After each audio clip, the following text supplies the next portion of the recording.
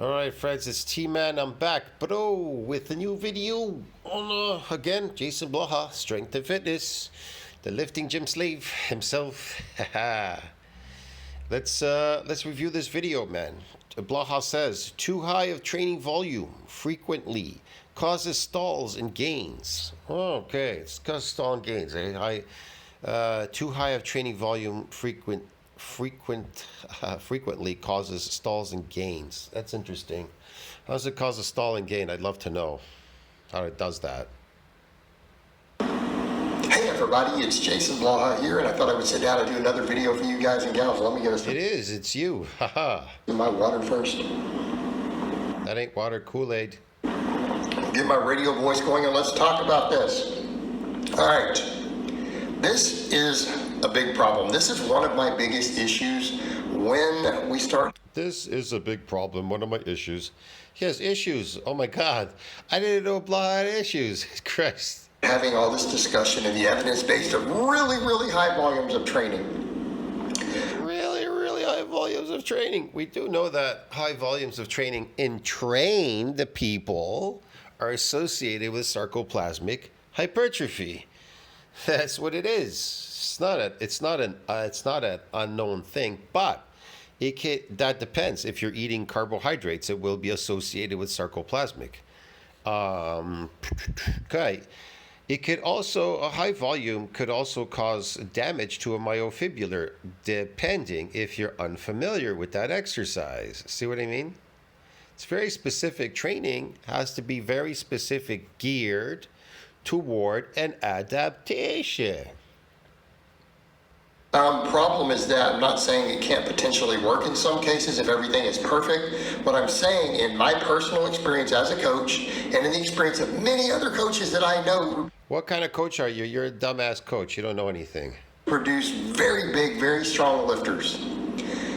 Because we've all compared notes, and many of these people are very educated also. He compared notes with these professional coaches, very strong, very big lifters. He produces, and he's sharing notes with them. I don't know anybody on the internet or any coaches or anybody that would talk to Jason Blaha. They would think he's a fucking demonic fucking coach, a crazy coach. Most of the time, when you have clients who have tried to do really high volumes of training, when they come to you, they're stalled. Let me tell you something, man. I take your clients and I make them into beasts, bro. That's what I would do. But I don't want any clients. I have some running clients, but I don't need any clients, bro. I don't want to make training programs. I don't want to do anything. But me, I'm not even a coach. I don't even consider myself a coach, but seriously, I could run circles around you, and all of your so-called these people that you're coaching, they're not getting anywhere. I've watched them on your channel. They're not going anywhere. They're just wasting their time. You understand me? They're wasting their time. Okay? They're all stagnated because it's based on an adaptation system, bro. But you don't understand that because you're not a coach. Because if you were, you would know that. Okay, and I've seen this repeatedly. You guys remember client Justin who I put up doing 500 plus pound squats with ripped abs? Yeah, the guy on steroids? Oh yeah, you take steroids and you could do a 500-pound squat. See? Take steroids and you'll do 500-pound squat. I have friends that took steroids. Guess what, Blaha? They did 500-pound squats. Yeah. Easy because they took drugs. They didn't really have to practice at it, but guess what happened when the drugs wore off? They couldn't do the 500-pound squat anymore. Isn't that unfortunate? But a person that worked his way up naturally, worked his way to doing these lifts, guess what? It stayed. He could always do 500-pound squat. After I had him 4 to 5 years as a client, right? He was stuck, wasn't making gains for a couple of years straight, was stuck at around a 400 squat. Okay, wasn't gaining. Oh, man, this is too much. Whatever. I know. And you fixed it, right? So he could do 5. He went from 4 to 5. Muscle, wasn't gaining strength. He was already an advanced lifter, obviously. Okay, if you're at visible. He wasn't gaining strength. He wasn't gaining this. He wasn't gaining that. How did he get over his newbie gains, Blaha? Abs, so you're definitely not fat. You can crank out pull-ups all day long. You can squat 400 plus, deadlift 500. You're an advanced lifter at that point, okay? Especially if you're not on anything like him. He was stalled, and one of the things that I'm going to tell you again, man. If you are not moving for an adaptation and you are a trained person and you are lifting in the gym, the gains you're going to get are sarcoplasmic. It's a known fact, okay? Man, a muscle, let me explain this. To gain muscle, it is gained through an adaptation. I'm not going to go through my community section. I got to scroll down and look for it just because I got to show you it's based on an adaptation system, okay, man? Christ. But I will show you, look. Jesus, man. Hold on a second. Where was I?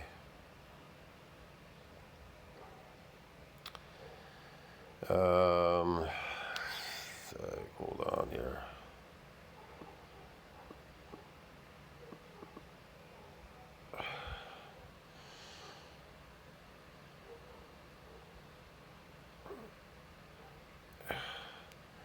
So this is PubMed, all right? Muscle fiber hypertrophy in response to 6 weeks of high volume. That's what he's talking about, high volume training. But high volume resistance training in what?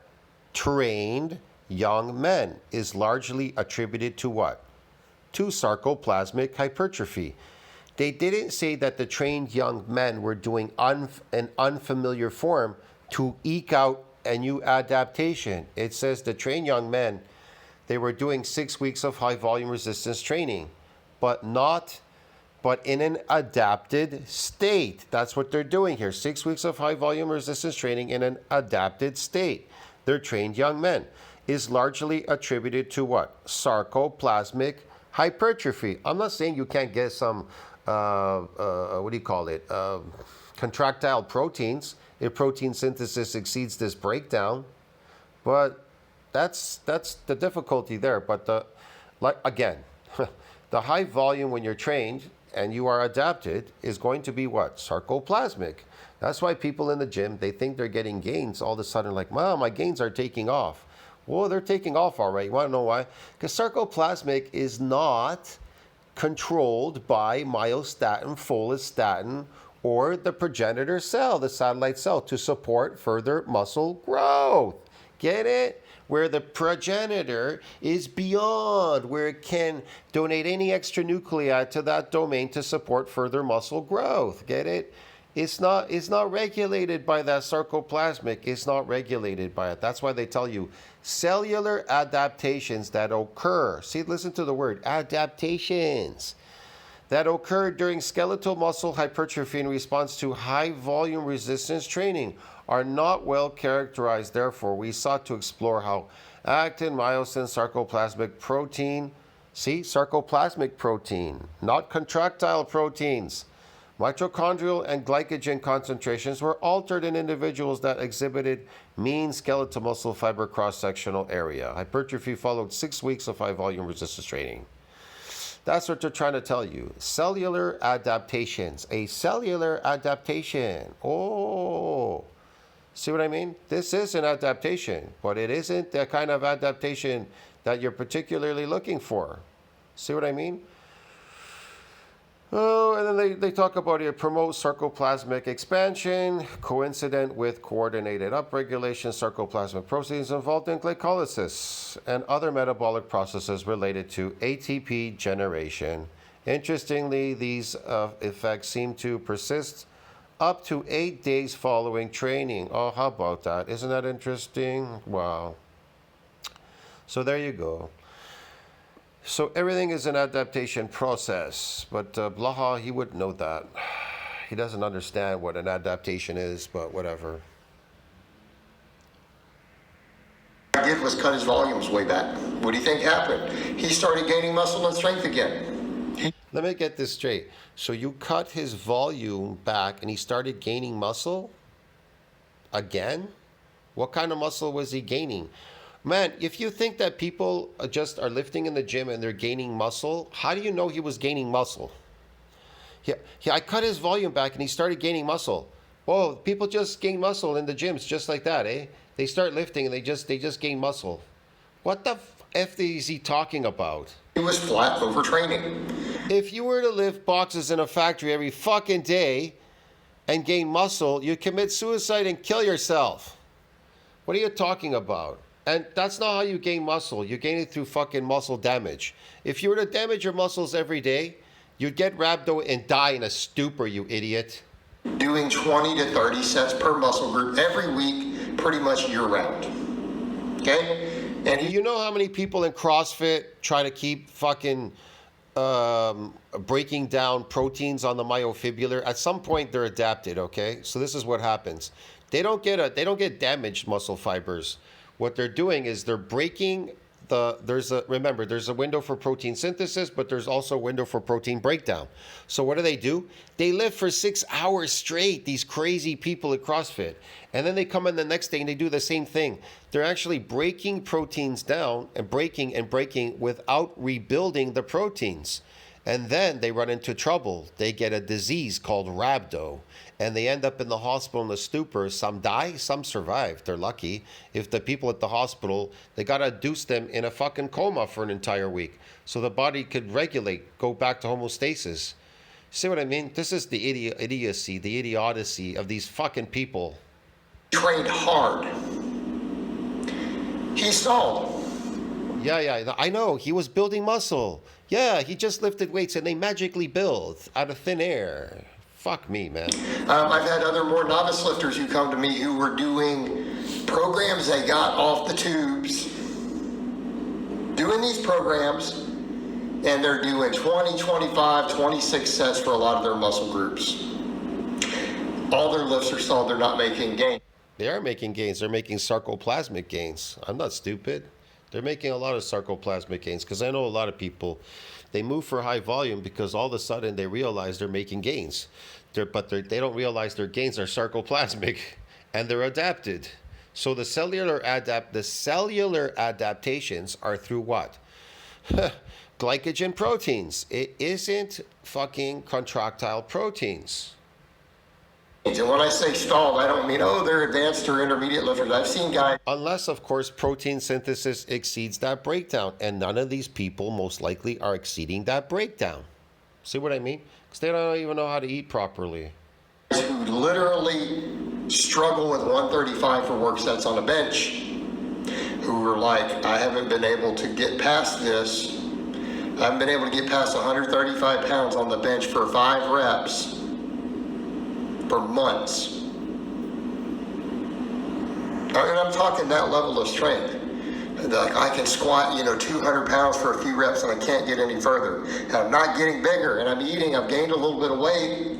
I'm training hard, and then you look at their programs, they're like, oh, I found this off of some other influencer. And I mean, I've seen stuff like this. What do you think we see? You'll look at their upper body and it's like, wait, you're doing 5 sets of bench press, 3 sets of incline, 3 sets of dips, and then doing some flies twice a week. He got it from some other influencer. He got it from another probably crazy influencer like you, dude. And you start adding it up before long, and it's like you're doing like something like 26 sets or something crazy. 26 sets for your chest. And here's the issue. If the higher volumes always produce great muscle growth, why are these guys all stalling and stuck when they do stuff like that? If it Produces great sarcoplasmic gains. If you don't know what you're doing, it does do that, high volume. That's why a lot of these people do high volume, because they're starting to get gains, but it isn't the gains that they think they're getting. That's the problem. Look, if the gains are coming superly fast and you are eating carbohydrates, if you are a carbohydrate cow eating cow food, grass all day, and you go into the gym and you lift weights eating cow food, you get it? Eating donkey food, cow food, horse food, all right? And you lift weights. guess what you're going to get? Sarcoplasmic. And then you think, well, look, the gains are coming again. I'm gaining. Muscle doesn't really gain like that. And it has to be through an adaptation process. It's very specific, man. It works. Why do they stall? Why do they go months with no progress? In spite of the fact that they're eating, because they'll do that. They'll be like, well, I mean, I've gained. Look, you could be adapted and eat and not gain any muscle. See what I mean? Plus, muscle reaches an MND size limit. So how do you overcome the MND size limit? Easy. You need a new adaptation to get over MND size limit. That's how. You get a new adaptation, then protein synthesis needs to exceed that breakdown in that adaptation. Man, maybe this is too complicated for Coach Gugu to understand here. Gufu. Several pounds. So you know they're not under eating. They're eating plenty of protein. Like if you look at all. Okay, you're adapted. You're eating plenty of protein, but you're adapted, and you reach an MND size limit. There's nothing going on there. Okay, and all these evidence-based numbers: small calorie surplus, high protein diet. You know, they might be eating 150, 200 grams, and when you're under 200 pounds, that is more than enough. I'm not stupid. I know he's watching my videos. Because I talked about this in the comment section with somebody. It's not really high volume. I was talking about doing high repetition, but people say high volume. I'm not talking about lowering the weight. I'm talking about starting with a high repetition and then lowering it. They're training hard. Then what happens? You take that lifter down to where, hey, we're going to cut all this stuff out. Let's just do 5 sets of bench twice a week. And let's do some band press downs for your tricep tendons because your elbows have been hurting. And give them a month. What happens? If your elbows are hurting, it's because of oxalate crystals building up there. Happens? They smash lifetime PRs. All of a sudden, they start getting stronger. They start gaining muscle again, right? They gain a little bit of muscle that month. You don't even have to bulk them anymore. How do you know it's muscle? And what are you getting when you're bulking? Does bulk bypass myonuclear domain size limit? Of course not. Want to know what bypasses it? A new adaptation. Christ. Man, this guy's stupid. At that point, because they've probably gained a little fat from the bulking with less muscle gain, right? Whatever. They'll sometimes start recomping a bit. Why? Does he even understand the scientific terminologies, the real terminologies? You just got to make up these weird things called bulk. Bulk's going to give over MND size limit. Yeah, that's it. Bulk's going to get me some more sarcoplasmic hypertrophy. Yeah. Because somehow they're not recovering from this. This is my problem. This is my problem with this idea that They're not recovering. They're getting fat on my bulk diets. They're getting fat and getting skinny. You know what he's doing? He's making people fat, skinny. He's wearing people out, accelerated aging, whole bunch of stuff. What a crappy coach. We'll see slightly more muscle growth from the really high volumes. But the truth is, as coaches, how often have we seen people completely stall on that? If you hold Bitcoin on an Notice the people who do well on the amazingly high volumes in the real world tend to be heavily enhanced gifted bodybuilders. The same group that can also do low volume training. Again, sarcoplasmic hypertrophy. They don't, probably that's not what they're shooting for, but that's what they're getting. And still win bodybuilding shows. But we've always seen classic examples of routines for years and years coming up. I think he's all over the place. He's talking about fake people and then real people. He has them all mixed up. Even regular routines were like, oh, you need about, maybe 15, 16, even on body part splits. Guys made great gains even on bro splits, which we know are not necessarily optimal, and they would only be doing like maybe 15 sets, right? They would do 3. Muscle only ever makes gains, like it says in science, unfamiliar forms, unaccustomed, and untrained muscles. Why is that? Never says trained muscles are getting these gains. Never even shows that in science. Why is that? Because it's based on a new adaptation. A new adaptation is what? Doing unfamiliar forms, unaccustomed, and untrained muscles get this, what? Adaptation. You understand me, man? 3 sets of 5 exercises for the same muscle once a week. But guess what? But trained muscles, they can get what? Sarcoplasmic hypertrophy. It's based on the cellular adaptations. It's totally different. It's based on glycolysis, glycogen, ATP, energy source. Yeah, that can load a lot in the muscle. And that can fool you. You could think that is muscle growth. It is muscle growth. Muscle growth in what? Glycogen proteins. That isn't contractile proteins. Totally different. And they made gains. They didn't stall. There's a few reps of one. Look, man, a lot of people make this mistake. They love to weigh themselves on a scale, and then they go, look, my weight is going up. It's going up, I don't know, every week it's going up by 5 or 10 pounds. Muscle contractile proteins, real muscle, don't go up 5 or 10 pounds on the scale every single week or whatever people are doing there. If any weight's going up on the scale, it's going to be sarcoplasmic. 35 on the bench. We've seen guys back in the day trained like that who chose to train that way, who hit the old strength standards. It was normal. Sure they have. Okay? It was normal. And I'm not saying some people don't do really well on high volumes of training. I'm saying there's probably both a genetic and a lifestyle factor. People who start doing 20 plus sets per muscle group better have their lifestyle in order.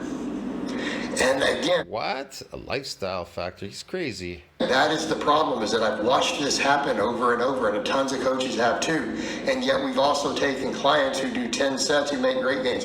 I've had clients who I've vlogged who made really good gains doing less. Man, like I said, I doubt this guy has any clients. They're just a bunch of fake people. He just uses their stuff. Maybe they let him use it. Who knows? Have we not seen clients of mine get jacked in vlogs years ago doing? I've seen no clients of yours. And then he says years ago getting jacked. He had clients years ago. He just started posting this stuff recently, pretending he has clients. Go look at all his videos, so-called years ago. What clients? Under 10 sets for muscles. Doing 3-day-a-week training. Why would anybody be a client of this crazy maniac? Pretend Merc and all that kind of stuff. Lying to people. Jesus. Yeah. You guys saw examples in the vlogs. They were able to do it.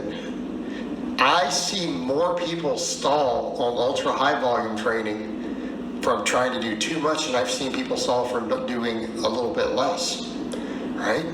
Like, Jason, why don't you post any new videos lifting? Show your body with this beard on your face. Why don't you show us? Why don't you do some posing? Maybe you're off the steroids. You shrunk. And maybe that's why you don't want to show it anymore. You don't want to show people what you really look like. That's why you keep playing voiceovers, showing those old lifting videos now in the garage. You don't want to show this body here, the one that's sitting down here in the extra small navy shirt. we can say, oh, that 10 to 20 is probably the sweet spot, but all of us have coaches have had clients who do less than that, who do make really good gains, and they do it clean. Why? Why aren't you making any gains? You've made zero gains. Zero. Because they train really hard. They eat a lot of quality food. They probably eat a lot of protein. You guys just train really hard, eat a lot of protein, and you're going to get what? Gains. See? Why are you complaining that you're not making gains? Blaha's telling you exactly how to get gains. Just eat quality food and do a lot of training. Heavy. But they train hard. See? And I think that... There you go. That's the key. The secret. Train hard, guys. Remember, guys, listen to Coach Blaha. He's a genius coach. Train hard, and that's what's going to get you the gains, eating good and lifting heavy. Train hard. The key is to train hard. That's your key. If clients train hard See, that's your key. If clients train hard, what, Blaha? enough, you can take volumes down pretty dang low, and you'd be surprised how far they get. Really? Wow, that's interesting. Even though it shows that high gain, these bodybuilders, your drug addict friends and your clients who are on drugs, when they do high volume, it's associated with sarcoplasmic. So the gains are going to increase. You just don't know what type of gains these are because you're stupid. But they're going to increase. So what are you talking about? Again, I find more people stall from trying to go too high because of the recommendations of a lot of these people. All right, guys, but that's really all I have to say on that today. I hope it's been informative, and I'll talk to you guys and gals next time. Man, that was very uninformative. You made absolutely zero sense. Train harder. That's the key, guys. That's it. All that yakking for the key is to train harder. And that's how you're going to make the gains, by eating well, eating good, and lifting heavy, I guess. And then, but the key is training hard. So don't train hard. Don't train high volume, train hard. I guess, whatever. I don't know. None of that shit made sense. See you in the next one. Tell what you think about that. Like, subscribe, support the channel. This is what I talk about. Good coaches and shitty coaches. A real coach is going to tell you exactly what you really need to do to get gains. A stupid coach is going to tell you stupid shit, dipshit like this. See you in the next one. Ciao.